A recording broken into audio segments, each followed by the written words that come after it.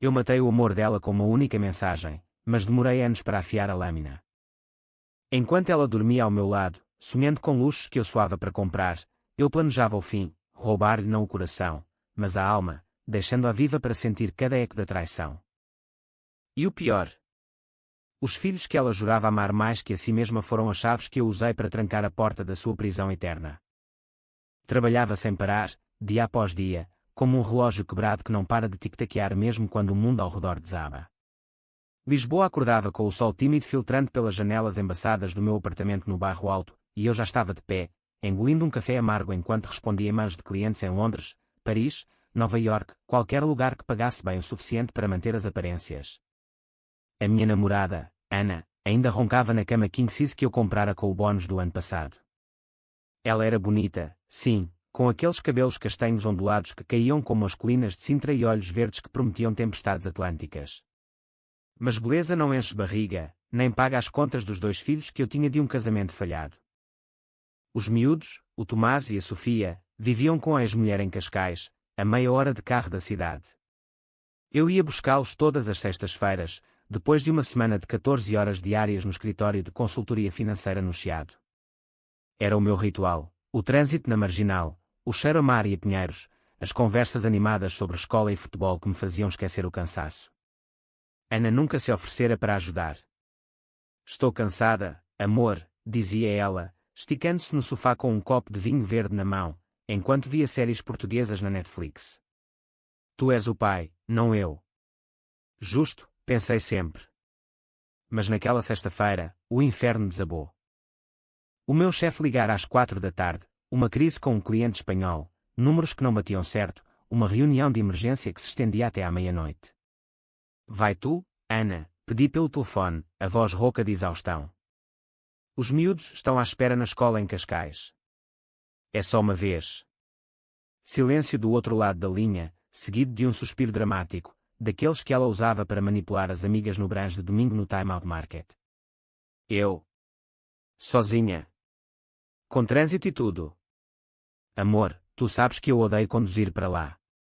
Discutimos por 5 minutos, eu a implorar, ela a reclamar do calor, do maquilhagem que se borrava, do vestido novo que não queria amassar. No fim, cedeu, relutante, como se eu lhe estivesse a pedir para escalar a Serra da Estrela Nua. 2 horas depois, o telemóvel vibrou com uma chamada da escola. Não era a Ana. Era a diretora, a voz tensa como um fio de arame farpado. Senhor Oliveira, os seus filhos. A Sofia está histérica. A senhora Ana não apareceu. Já passou o horário. O meu estômago contraiu-se como se alguém tivesse enfiado um punho gelado lá dentro. Liguei para a Ana, direto para o voicemail. Mensagens: onde estás? Os miúdos estão sozinhos. Nada. Liguei para a ex, que os foi buscar, furiosa, gritando-me ao telefone sobre irresponsabilidade, sobre como eu era um pai ausente que agora arrastava essa vadia preguiçosa para a vida deles.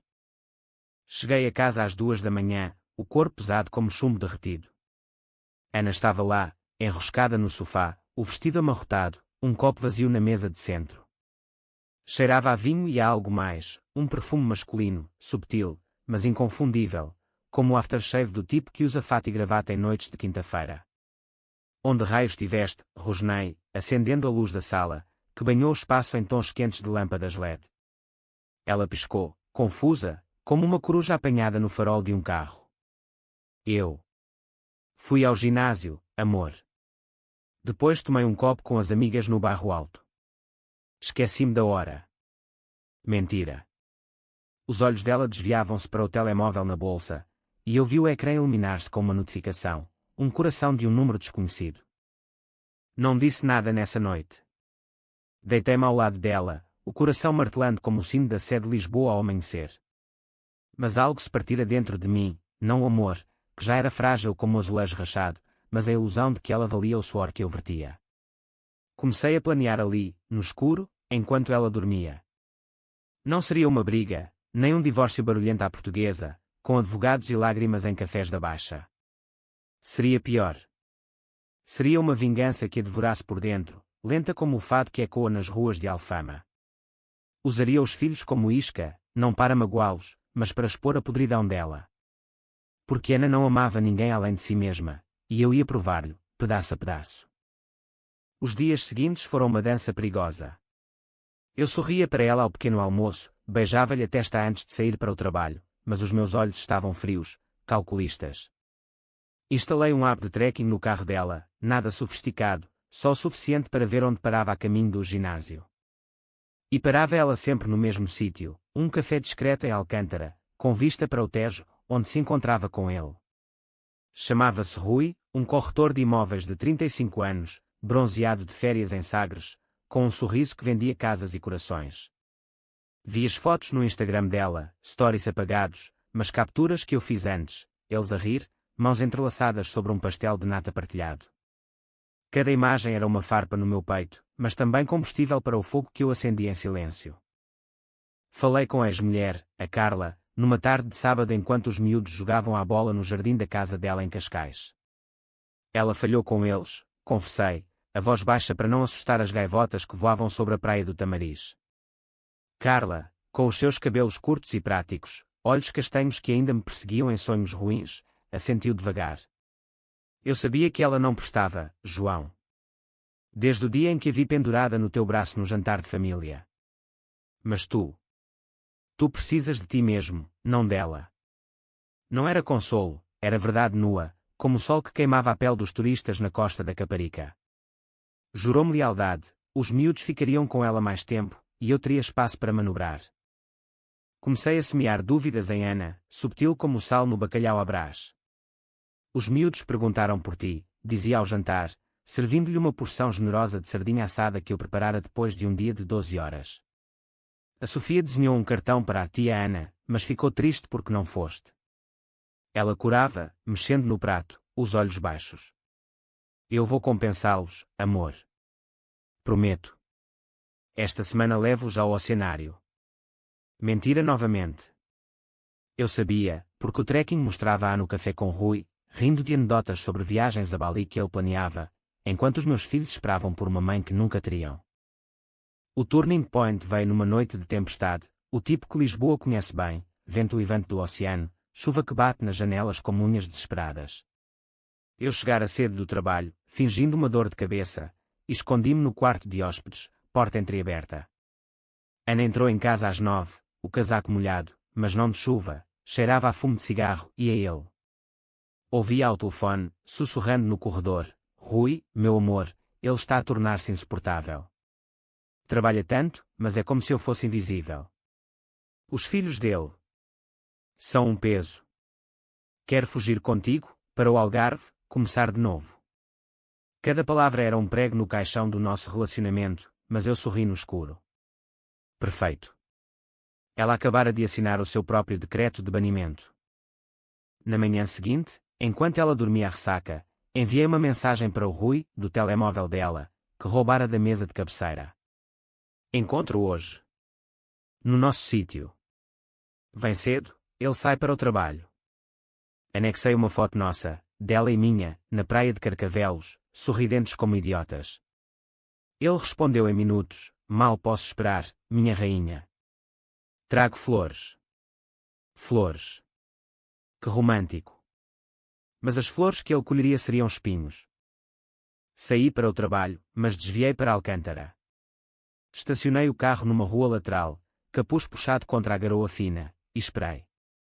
Rui chegou às 10, buquê de rosas vermelhas na mão, fato cinzento impecável. Ana apareceu minutos depois, num vestido florido que eu comprara em Espanha, beijando-o como se o mundo acabasse ali. Fotografei tudo com o telemóvel escondido, o beijo, as mãos dele na cintura dela, o riso cúmplice. Mas não era só isso. Liguei para a Carla, agora. Ela, com os miúdos no carro, passou devagar pela rua, parando o suficiente para Sofia ver pela janela. Olha, mamã, a tia Ana com um senhor, gritou a miúda, voz inocente cortando o ar como uma faca. Ana congelou.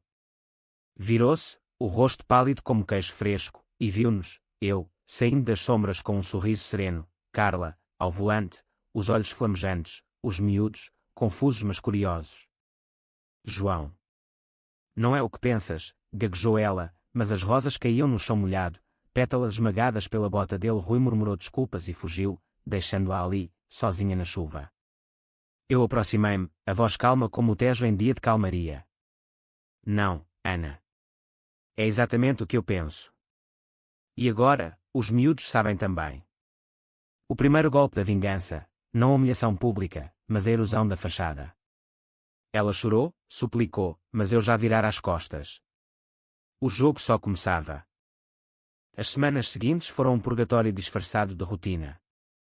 Ana mudara, acordava cedo, preparava o pequeno almoço, ovos mexidos com chouriço, torradas crocantes como as da minha infância em Coimbra, e ligava para os miúdos todos os dias, voz melosa prometendo parques e gelados na Praia da Rainha. Eu errei, amor, sussurrava-me à noite, as mãos frias nas minhas costas, como algas enredadas nas pernas de um banhista imprudente. Foi um lapso, um vazio que o Rui preencheu por um momento. Mas tu és o meu porto seguro.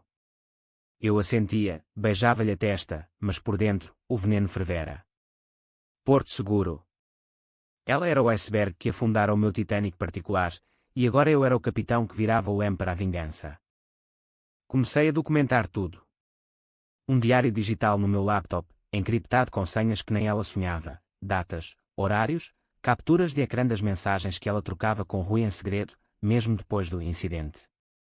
Ele não desistira, os corações virtuais continuavam a voar, promessas de fins de semana em Faro, onde o sol beijava a pele e o mar apagava pecados. Eu lia-as de manhã, no comboio para o trabalho, o rosto impassível entre os commuters sonolentos com auriculares enfiados, escutando fado eletrónico. Cada palavra alimentava o plano, não a confrontaria novamente, isso seria demasiado direto, demasiado misericordioso. Em vez disso, infiltrar-me-ia na vida dela como um cheiro persistente de alho num prato de cataplana, subtil, inescapável. Envolvi os amigos. O Miguel, o meu melhor amigo desde os dias de universidade em Lisboa, dono de uma galeria de arte no Cais do Sodré, era perfeito. Conta-me tudo, disse-lhe numa noite de cerveja Superboc no seu ateliê, rodeados por quadros abstratos de azulejos partidos e sombras atlânticas. Ele ouviu, olhos semicerrados como um toureiro a medir o touro, e riu baixo. Essa cabra merece uma lição à portuguesa, João. Lenta e dolorosa. Propôs uma exposição, traições ocultas, com fotografias anónimas, as minhas, projetadas em telas gigantes, sombras diamantes entrelaçados no Tejo ao pôr do sol. Nada identificável, mas o suficiente para ela ver e tremer. Ela vai lá, eu sei. Adora-se a si mesma em eventos culturais. Concordei. Era o segundo golpe, fazer com que a culpa dela se refletisse em arte, forçando-a a confrontar o monstro no espelho. Enquanto isso, os miúdos eram o meu escudo e a minha espada. Levei-os a Évora num fim de semana, terra dos meus avós, com os cromlech misteriosos e o templo romano que sussurram segredos antigos. Sofia, com os seus 8 anos e tranças desalinhadas, agarrou-me a mão enquanto caminhávamos pelos campos de sobreiros. A tia Ana é má, papá. Ela beijava aquele homem como nos filmes. O Tomás, 11 anos e já com a pose de um guarda-redes do Benfica, chutou uma pedra. Ela mente. Eu ouvi a mamãe Carla dizer. Sorri, o coração apertado como um novelo de lã. Não é má, filhotes. Só confusa. Mas nós somos fortes, como o castelo de São Jorge. Plantei sementes, histórias de heróis que perdoam, mas nunca esquecem, desenhos que eles fizeram para ela, cheios de corações partidos subtilmente. Ana insistiu em vir connosco na próxima saída. Deixa-me provar que mudei, implorou, olhos suplicantes como os de uma vira-lata na Rua Augusta. Cedi, claro. Fomos ao Castelo de Vide, nas colinas alentejanas, onde o ar cheira a cortiça e ervas selvagens. Ela esforçava-se, carregava a mochila de piquenique, contava anedotas sobre a sua infância em Setúbal, ria das piadas do Tomás. Mas eu via as fissuras, o telemóvel vibrando no bolso, olhares furtivos para o ecrã, as unhas roídas, nervosas, traindo a compostura. Naquela noite, num hotel rústico com paredes de pedra e lareira crepitante, ela tentou seduzir-me. Sentes a falta de mim, amor, murmurou, o corpo quente contra o meu, cheiro a lavanda do sabonete que eu comprara. Fizemos amor, mecânico, distante, como um ritual para selar uma aliança frágil. Mas enquanto ela gemia, os meus pensamentos estavam noutro lugar, no Rui, que eu contactara anonimamente, enviando-lhe as fotos dela com os miúdos, legendadas: ela usa-te para fugir da família. Cuidado, ela destrói tudo. O terceiro golpe caiu na inauguração da exposição do Miguel.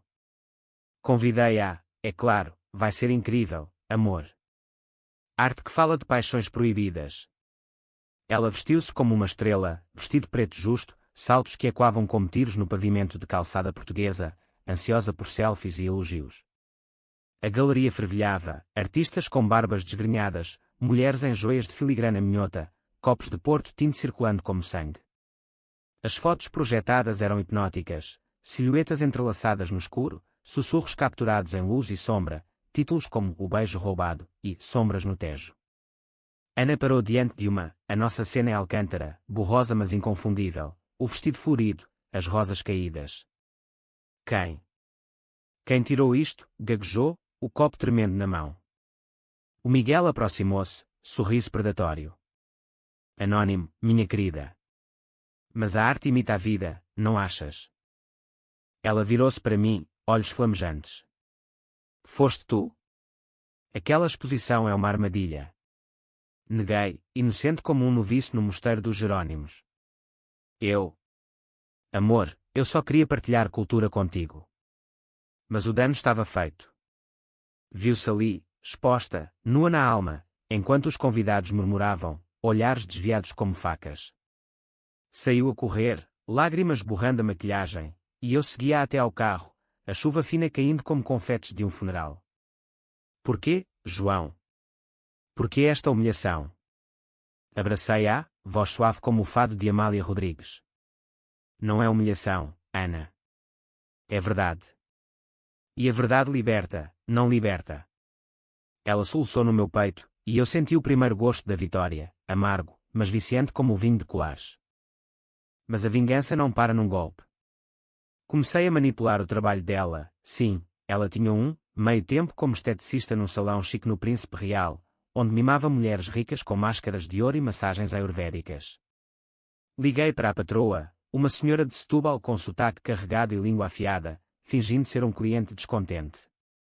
A Ana. Ela cancelou o meu tratamento para ir sabe-se lá onde. Cuidado com ela. Rumores espalham-se como fogo em eucaliptos secos, clientes cancelam, turnos cortam-se, e Ana volta para casa mais cedo, olhos inchados, queixando-se de inveja das colegas. Elas falam de mim, João. Dizem que sou a amante do salão. Eu consolava-a com jantares românticos no Cervejaria Ramiro, lagosta fresca, percebes salgados, mas cada garfada era um lembrete, tu cavaste o teu túmulo com as tuas unhas pintadas. Os miúdos sentiam a tensão. Sofia começou a fazer pesadelos, acordando a gritar, atiamente, e eu ia ao quarto dela, contando histórias de princesas alentejanas que derrotam dragões com astúcia, não força. Tomás fechou-se, jogando FIFA no iPad até altas horas, ignorando as chamadas dela. Diz à tua tia que não quer os gelados dela, murmurou-me uma vez, olhos fixos no ecrã. Carla ligava-me à noite, eles precisam de estabilidade, João. Acaba com isto. Mas eu não podia. A dor que ela causara, deixar os meus filhos sozinhos, expostos como peixes fora de água, merecia retribuição. E a retribuição, em Portugal, é como o vinho do Douro, envelhece bem, e corta fundo. Uma noite, Rui reapareceu. Eu vi as mensagens, preciso de ti, Ana. Ele não te merece. Ela respondia, hesitante, mas o fogo ainda ardia. Marquei um encontro falso, enviei-lhe uma mensagem como ela, venha ao mirador da Senhora do Monte ao pôr do sol. Vamos acabar com isto. Ele foi, claro, coração na mão. Esperei nas sombras, com o telemóvel da polícia pronto, sim, chamei-os anonimamente, denunciando um encontro suspeito de adultério com menores envolvidos, mentindo sobre os miúdos estarem por perto.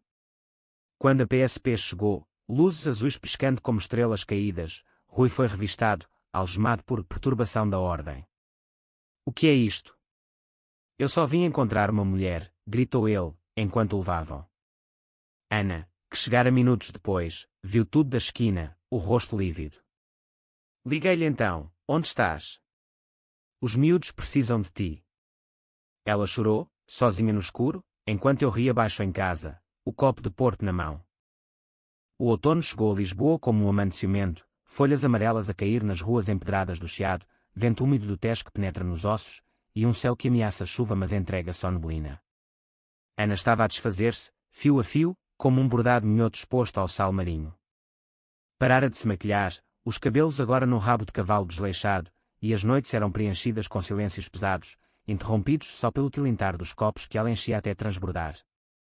Eu não aguento mais, João, confessou uma noite, sentada à mesa da cozinha, o tampo de azulejos azuis refletindo a luz fraca da lâmpada. Sinto que tudo me esmaga, o trabalho, as amigas que se afastaram, até os teus olhares. Eu servi-lhe mais vinho, o colheita de 1985 que guardava para ocasiões especiais, esta era uma, de facto. Conta-me, amor. Desabafa. E ela desabafou, o Rui preso por uma noite, libertado mas com um processo pendente por falsa denúncia, as colegas no salão a cochicharem sobre a traidora, os miúdos a rejeitarem as suas chamadas, Sofia a mandar um áudio, vai-te embora, tia má. Ouvi, impassível, o coração batendo num ritmo lento, como o vira domingo em festa. Cada confissão era uma vitória, mas também um risco, se ela quebrasse de vez, a vingança terminava demasiado cedo. Precisava de a manter no fio da navalha, cortando devagar, expondo as veias da sua vaidade. Talvez devêssemos ir de férias, sugeri, casual como se falasse do tempo. Para o Douro, tu e eu. Deixar tudo para trás. Os olhos dela iluminaram-se, um lampejo de esperança como o sol a romper as nuvens sobre a ponte 25 de abril. Sim. Renovamos o nosso amor. Planeamos, uma semana em quintas vinícolas, provas de vinho tinto robusto, passeios de barco no Rio Dourado. Mas eu tinha outros planos. Contactei o Rui, não diretamente, mas através de um perfil falso no Facebook, um amigo preocupado. Ela planeia trair-te outra vez. Vai ao Douro e apanha-a em flagrante. Ele mordeu a isca, furioso como um touro em São Julião do Sado. Enquanto isso, aprofundava o abismo com os miúdos. Levei-os a uma sessão de terapia familiar em Cascais, com uma psicóloga de voz suave como o mar de Setúbal, doutora Mendes. Falem do que sentem, incentivou ela, num gabinete com vista para o Atlântico, paredes pintadas de azul céu. Tomás foi primeiro, a Ana finge gostar de nós, mas esquece-nos por homens. Sofia, com o urso de peluche apertado contra o peito, acrescentou, ela beija o outro papá. É como nas histórias onde a bruxa engana. Gravei a sessão, com permissão, claro, para fins terapêuticos, e enviei excertos para a Ana, anonimamente, de um e-mail descartável. Ouça o que os seus enteados pensam de si. Ela leu alto para mim, voz trêmula, enteados. Eles são como meus filhos. Mas as lágrimas traíam-na, quentes e salgadas como as da Nazaré. O Douro foi o palco perfeito. Partimos de comboio da Santa Apolónia, ela encostada ao meu ombro, sonhando alto sobre piqueniques em vinhas terrazadas. Chegámos a Pinhão sob um sol outonal preguiçoso, o ar carregado de uvas maduras e terra fértil. A quinta era idílica, casa de pedra com lareira de granito, quartos com vistas para o rio que serpenteia como uma cobra dourada. Nos primeiros dias, fingimos normalidade, caminhadas por entre as quintas do Porto Vintage, mãos dadas, risos forçados sobre memórias inventadas. Lembras-te da nossa primeira viagem a Tomar, mentia eu, evocando templários e conventos para preencher o vazio. Ela assentia, ansiosa por colar os cacos. Mas na terceira noite, o Rui chegou. Eu o vira no comboio, discreto, chapéu puxado, olhos de predador. Mandara-lhe coordenadas falsas, ela estará sozinha no mirador às 9. Ana saíra para um passeio solitário, pretextando insónias, mas eu sabia, o perfume mais forte, o vestido leve que flutuava como névoa. Esperei no quarto, janela aberta ao rio, o som da água a mascarar os passos. Ouvi-os antes de ver, vozes baixas, um riso abafado, o estalar de um beijo. Desci, silencioso como um gato de alfama, e encontrei-os no mirador, braços enroscados, o Douro testemunha muda abaixo. Rui, disse eu, voz ecoando como um trovão distante. Eles separaram-se como culpados num tribunal eclesiástico. O confronto foi poético, à luz das estrelas que salpicam o céu alentejano. Tu não aprendes, Ana, declarei, o telemóvel já gravando vídeo. Deixaste os miúdos outra vez, por isto. Rui avançou, punhos cerrados, Ela ama-me, seu idiota. Deixa-nos em paz. Mas eu ri, frio como o granito da meseta. Ama-te. Ela ama o que tu representas, fuga, luxo sem suor. Mas eu sou a realidade que ela não pode apagar. Chamei a gerência da quinta, intrusos no miradouro, e a segurança local chegou rápida, lanternas cortando a noite. Rui foi arrastado, gritando insultos em portunhol. Ana ficou ali, tremendo, o vestido colado à pele pelo orvalho. Por favor, João. Leva-me de volta. No quarto, ela desabou, confissões em cascata, sobre como o meu trabalho a sufocava, como os miúdos eram um fardo demasiado grande para uma mulher como eu. Eu queria ser livre, como nas canções do fado, amor trágico, mas sem correntes. Ouvi, acenando, mas gravei tudo no ditafone do telemóvel, escondido no bolso. De manhã, enviei o áudio para a doutora Mendes, prova da instabilidade emocional. Protejam as crianças. E para as amigas dela, num grupo de WhatsApp que eu hackeara com um app simples, ouçam a vossa melhor amiga. O escândalo rebentou como uma rolha de champanhe, mensagens de repúdio, unfollows no Instagram, convites cancelados para o Natal em família. Voltámos a Lisboa em silêncio, o comboio chocalhando como grilhões. Ana tentou suicídio verbal. Mata-me, João. Acaba com isto. Mas eu sorri, gentil, morrer. Não, amor. Viver com as consequências é pior.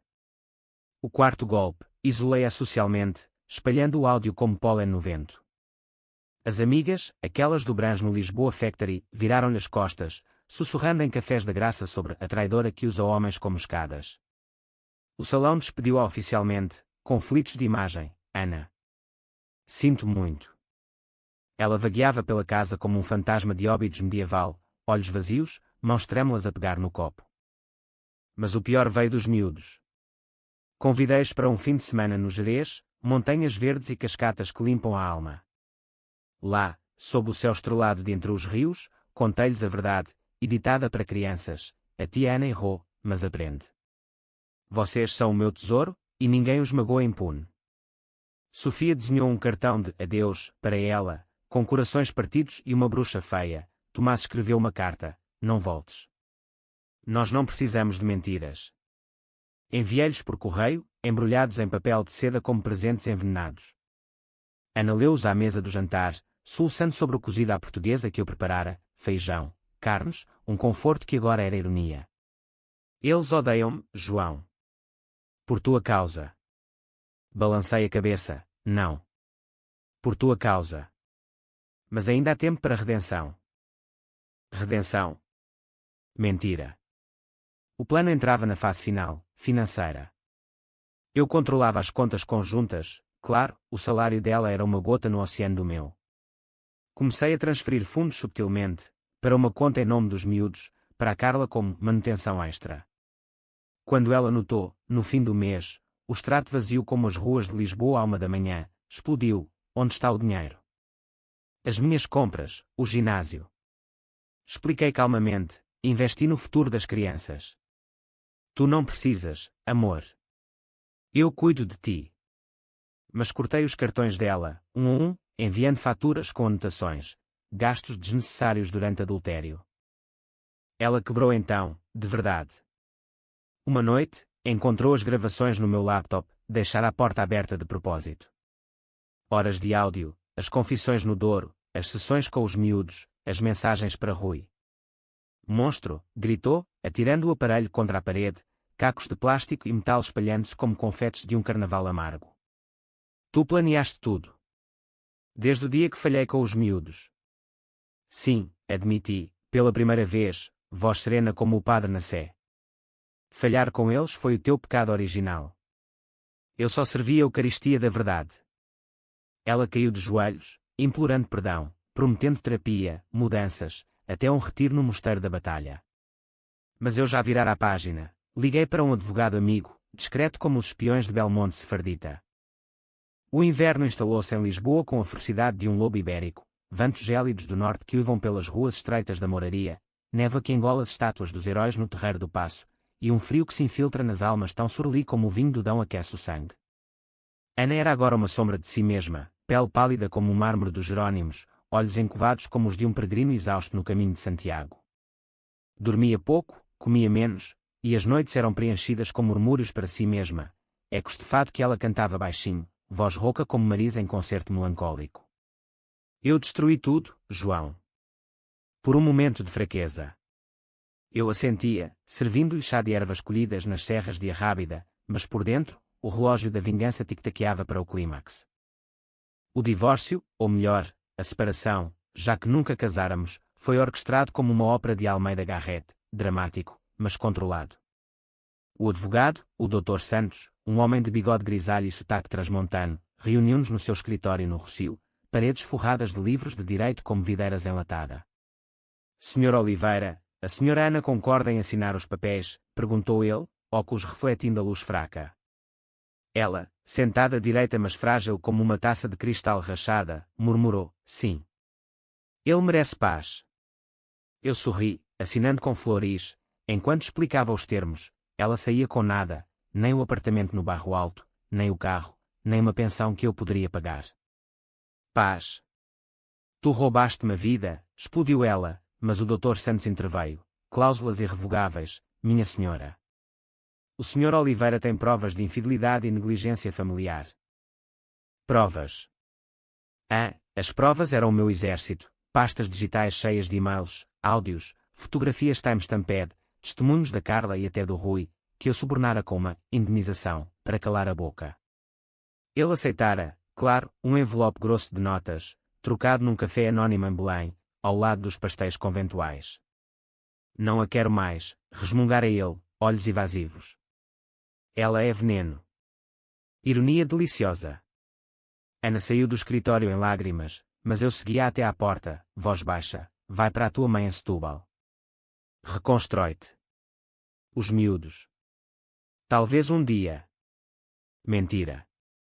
Os miúdos estavam comigo agora, full-time, por decisão judicial, a negligência dela documentada em relatórios da Dra. Mendes, que pintavam-na como uma ameaça à estabilidade emocional.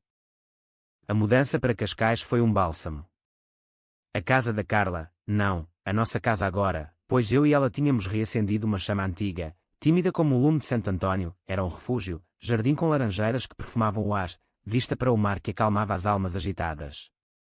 Os miúdos floresceram. Tomás inscreveu-se no clube de surf da Praia do Guincho, cavalgando ondas como um pequeno Zé Povinho destemido. Sofia pintava quadros de famílias felizes, com um pai e uma mãe de mãos dadas, sem tias más. Carla e eu. Não era paixão ardente, mas um amor maduro, forjado em divórcios e filhos partilhados, como o vinho verde que bebíamos nas noites de verão. Ana tentava contactar, mensagens suplicantes, deixa-me ver os miúdos, só uma vez, flores enviadas para a casa, rosas murchas, irónicas eco das de Rui. Ignorava-as, mas guardava tudo, arquivo para o caso de ela tentar apelar. O quinto golpe foi profissional. Espalhei rumores no círculo de consultoria, onde ela procurava emprego como assistente virtual. Cuidado com a Ana Costa, sussurrei a contactos em Porto e Faro. Drama pessoal, instável. Entrevistas canceladas, e-mails de rejeição como facas, não encaixa no perfil da empresa. Ela ligou-me uma noite, voz embriagada, estás a destruir-me, João. Porquê? Por uma falha. Respondi, calmo, não uma falha. Muitas. E os miúdos pagaram o preço. O clímax veio no Natal, época de família e hipocrisia em Portugal, luzes piscando na Avenida da Liberdade, presépios em todas as igrejas, o cheiro a rabanadas e bacalhau cozido. Convidei-a para a ceia em Cascais, por redenção, disse. Ela veio, tremendo no vestido vermelho que outrora a fizera parecer uma deusa do Cabo da Roca. A mesa estava posta, Carla na cabeceira, eu ao lado, miúdos radiantes com prendas embrulhadas em papel de estrelas. Ana sentou-se, forçando sorrisos, mas os olhos traíam o pavor. Brindámos com espumante de bairrada, e então revelei o golpe final, um vídeo projetado na parede da sala, via projetor portátil, compilações das gravações, mas editadas com narração minha, voz grave como um locutor da RDP, esta é a mulher que prometeu amor, mas entregou traição. Deixou crianças sozinhas por amantes efêmeros. Agora, veja o que resta. Ela gritou, cobrindo os ouvidos, enquanto os miúdos assistiam, olhos arregalados mas firmes, eu preparara-os, explicando que era uma lição de adultos. Carla pausou o vídeo, voz firme: chega, Ana. Sai. Não há lugar para mentirosos aqui. Ana implorou, rastejando quase: por favor, pelos miúdos. Eu mudo. Mas Sofia aproximou-se, pequena mas feroz: tu magoaste o papá. Vai embora. Ana saiu para a noite de Natal, chuva caindo como lágrimas divinas, o carro dela, o meu antigo, a afastar-se na marginal escura. Dias depois, recebi uma carta dela, manuscrita em papel perfumado a lavanda: perdoa-me, João. A tua vingança é completa. Vou para longe, talvez para a Espanha, começar de novo como ninguém. Não respondi. Em vez disso, doei as suas roupas para a Cáritas em Lisboa, vendi as joias no Orivesaria do Chiado, e apaguei o número. A vingança não era destruição total, era deixar resquícios, a memória, o eco, o vazio que ela sentiria todos os dias, olhando para o Tejo e vendo não beleza, mas o reflexo da sua ruína. A primavera irrompeu em Portugal como uma declaração de independência, jacarandás roxos florescendo nas avenidas de Lisboa, azulejos reluzindo sob o sol tímido, e um ar que cheira à liberdade misturada com o sal do Atlântico. Eu estava renascido, ou assim sentia, o apartamento no bairro alto alugado a turistas alemães ávidos de fado e ginginha, e a vida agora centrada em Cascais, onde o mar dita o ritmo e as preocupações dissolvem-se nas ondas. Carla e eu oficializamos, não com fanfarra, mas com um jantar simples na tasca do Celso, filhós quentes e conversa sobre o futuro. Os miúdos chamavam-na mamã, naturalmente agora, e Tomás até me pediu um irmãozinho, rindo enquanto surfava na parede. Sofia desenhava mapas de tesouros, com X marcando o nosso jardim. Paz, finalmente, como o silêncio após uma tourada bem-sucedida. Mas a vingança, mesmo completa, deixa cicatrizes. Sonhava com Ana às vezes, o rosto dela no mirador do Douro, pétalas de rosas esmagadas sob os pés, olhos verdes suplicantes como o mar em tormenta. Acordava suado, o coração acelerado, questionando se o monstro que eu criara não era pior que o dela. Tu foste justo, dizia Carla nas manhãs, enquanto preparávamos o pequeno almoço, pão com chouriço e café forte. Ela plantou, tu colheste. Mas a colheita era amarga, via ecos dela em tudo, uma mulher rindo num café da Baixa, um perfume fugaz no mercado da Ribeira, uma notícia no jornal de notícias sobre uma ex-consultora em crise emocional que tentara recomeçar em Sevilha. Descobri o paradeiro dela por acidente, ou destino, como dizem os portugueses quando o acaso serve a narrativa. Um contacto no Porto, um antigo cliente, mencionou: a tua ex anda por cá, João.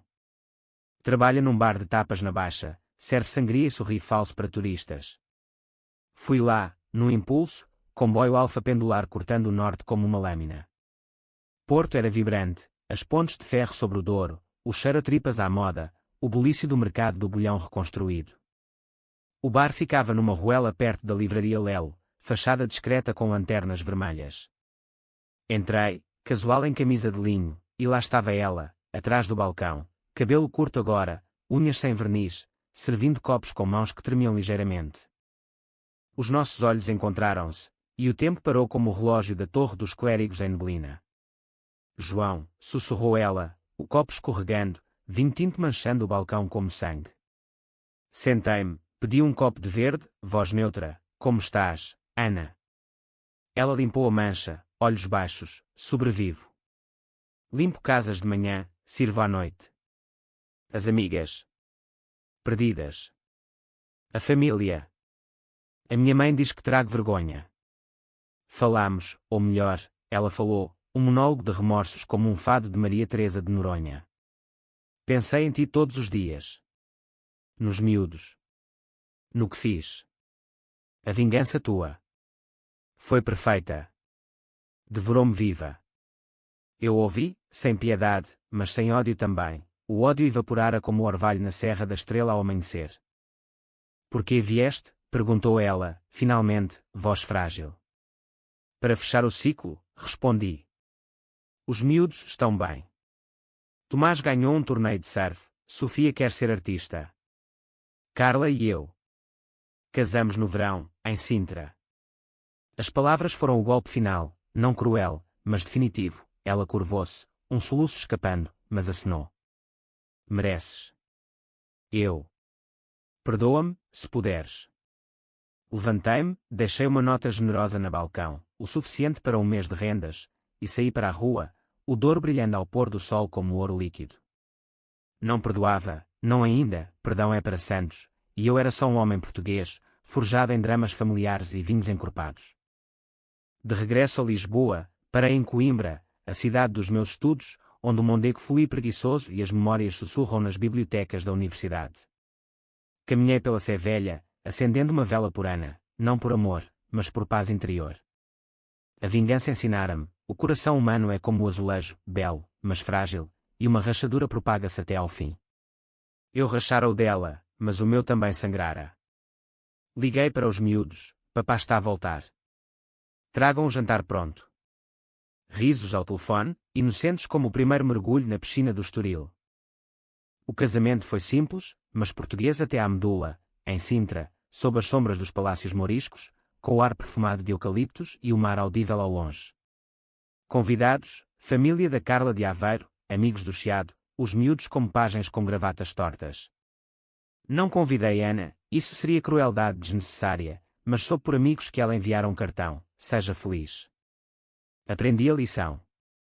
Guardei na gaveta, relicário de uma guerra ganha. Meses depois, num piquenique na praia do Ursão, com sandes de choco frito e bolas de Berlim, Tomás perguntou, papá, a tia Ana volta. Olhei para o horizonte, ondas dançando como bailadoras de fado. Talvez um dia, filho. Mas agora, somos nós. E isso basta. Sofia correu para o mar, gritando de alegria, e eu abracei Carla, sentindo o peso levantar-se como névoa matinal. O verão de 2026 trouxe o calor abrasador do Alentejo às praias de Cascais, areia escaldante sob os pés, céus de um azul impiedoso, e noites em que o ar vibra com o canto dos grilos e o eco distante de morna cabo-verdiana nos bares da vila. A vida fluía agora como o Tejo em maré alta, plena, imprevisível, mas segura. O meu negócio prosperava, uma promoção para parceiro na consultoria, viagens a Madrid e Roma que eu equilibrava com fins de semana em família, ensinando Tomás a jogar xadrez nas tardes preguiçosas do jardim. Sofia, agora com 9 anos, ganhara um prémio na escola por um conto sobre heróis invisíveis, inspirado, confessou, na força do papá contra as sombras. Carla ria, beijando-me, tu és o herói dela, mas o meu é só humano. Ana era um fantasma ocasional, uma notícia num jornal local sobre uma mulher de Setúbal que abriu um pequeno estúdio de yoga, após superar depressão, foto dela sorrindo forçado, olhos ainda assombrados.